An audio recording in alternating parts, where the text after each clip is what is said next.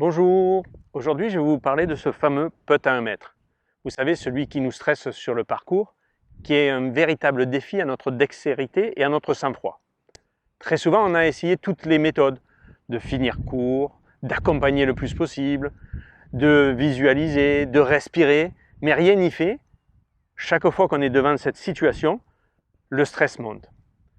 Lorsque j'étais jeune enseignant, dans les années 90, je jouais régulièrement avec un ancien joueur de foot, Christian Nygaard, qui avait été international danois dans les années 80, qui était maintenant enseignant à cette époque, et qui avait une réussite à ce putt à 1 mètre qui était hors du commun, hors norme.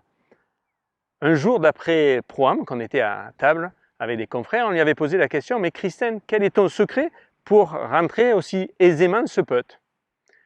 Alors il nous dit que dans les années 80, il avait joué un quart de finale de championnat d'Europe et il eut un penalty à tirer à la 88e minute.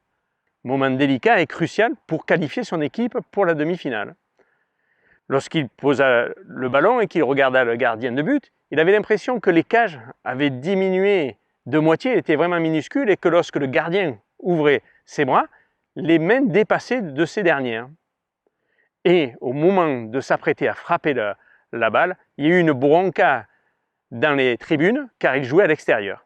Malgré ce, il avait marqué le but et il s'était qualifié. Alors avec mes confrères, on s'était regardé et on lui avait demandé « Mais Christian, qu'est-ce que ça t'apporte dans le golf ?» Sereinement et calmement, il nous dit « Sur ce putt à 1 mètre, il n'y a ni la foule qui hurle, ni le gardien de but. Ça semble si simple, je regarde et je pousse la balle. Pensez-y, vous aussi, demain, lorsque vous allez putter, il n'y aura pas de gardien de but. Et quoi que vous décidiez, vous seul choisissez. »